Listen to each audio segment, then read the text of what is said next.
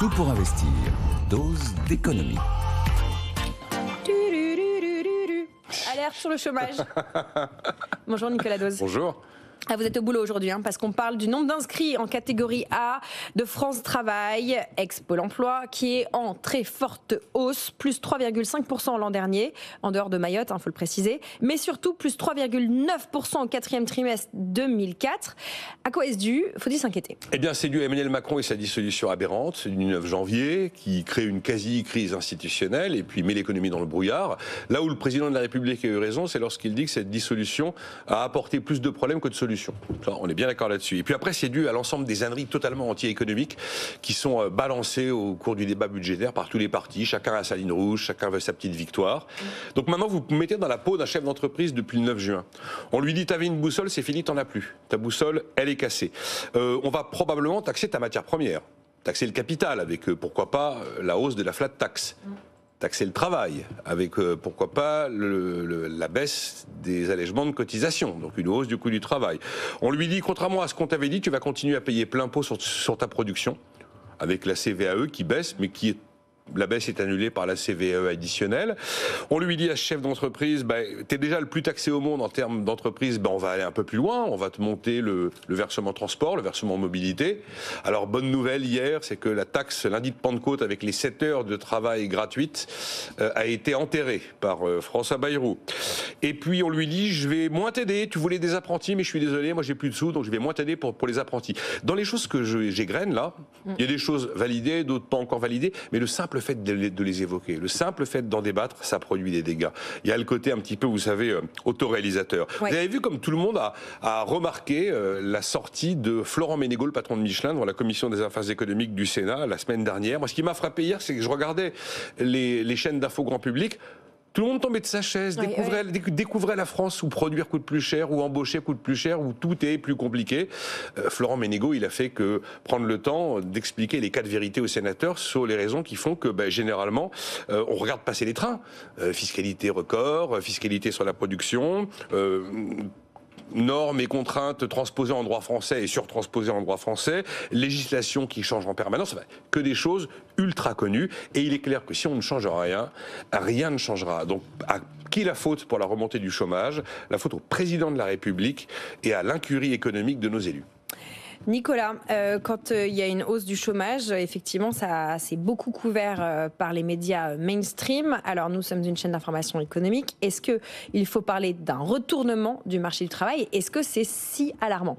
Inversion de la courbe, elle s'est déjà produite. Maintenant, retournement, je n'irai pas tout de suite sur ces termes-là. Ce qui est clair, c'est qu'on n'a pas vu une dégradation aussi violente depuis la crise de 2008. En un mois, elle a quasiment plus 4%. On ne parle pas du taux de chômage. Oui. On parle des inscriptions à France Travail et la catégorie A de Pôle emploi.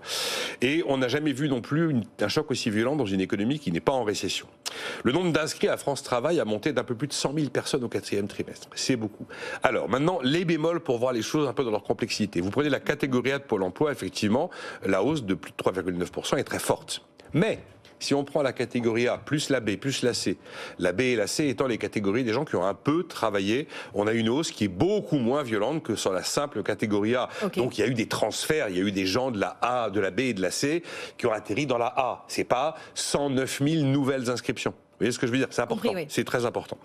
Et ensuite, les offres d'emploi reculent, mais objectivement, elles ne s'effondrent pas. On n'a pas un effondrement total des offres d'emploi disponibles. Après, le taux de chômage, qui est un autre indicateur réalisé par l'INSEE, au sens du Bureau international du travail, c'est un peu dégradé, mais un peu dégradé. Il reste à des niveaux supportables. On n'est pas entre les 9 et les 10% qu'on a pu connaître. Et puis, vous avez forcément aussi un effet rattrapage post-Covid, un effet rattrapage avec les remboursements de PGE et le rebond des différences d'entreprise. C'est assez mécanique et assez logique. Ce qu'on peut dire, je dirais pas retournement du marché du travail. En tout cas, je dirais que la période où il y avait de la rétention de main-d'œuvre, probablement que cette période-là est terminée. La situation peut-elle s'inverser? Je pense qu'elle peut s'inverser si on arrête de charger la barque fiscale, si on arrête de brandir la menace de la censure à tout bout de champ comme un hochet. Ça peut peut-être s'inverser si on arrête d'expliquer qu'il faut travailler moins, alors qu'évidemment c'est l'inverse qu'il faut faire et produire plus. Et Jean-Marc Daniel sortait de ce corps. Voilà, là-dessus j'ai quand même des points d'accord avec Jean-Marc. Ça peut s'inverser si on arrête de tout faire pour dissuader et de tout faire pour dissuader d'investir, d'embaucher. Qu'est-ce qui se passe, Lorraine, quand vous appuyez sur le frein de la voiture? Ça ralentit. C'est marrant, ça ralentit.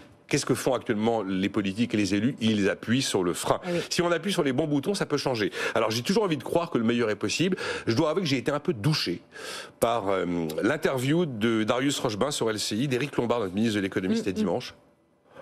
Je sais bien qu'il parle sur un terrain politique, mais enfin même sur un terrain politique, on n'est pas obligé... Bon, j'allais dire... mes mots allaient dépasser ma pensée. Bref, il y a eu 3 phrases du ministre de l'économie qui vous vaccinent contre l'optimisme. Allez. Le ministre de l'économie vous dit aucune agence d'État n'a de mission inutile. Alors moi, j'ai pas pris la liste des quelques 800, 900 agences Vous nous opérateurs avez déjà d'État. donné un petit aperçu de cette liste. Il y en a certaines, uniquement en lisant les intitulés, vous vous dites que peut-être que l'économie peut vivre sans elles. La question n'est pas le nombre de fonctionnaires qui parfois travaillent trop. La question n'est pas le nombre de fonctionnaires qui parfois travaillent trop. Ah. Et ce ne sont pas le niveau des prélèvements obligatoires qui pose problème. Ah. Voilà, donc j'ai envie de croire que le meilleur est possible, mais quelquefois c'est difficile d'aller de l'avant. Merci Nicolas pour cet aperçu. Surtout qu'il sait de quoi il parle, le ministre de l'économie. C'est un vrai bon technicien quand même. Eh bien, on lui fait confiance, on espère, pour les prochains mois. Merci beaucoup Nicolas Dose.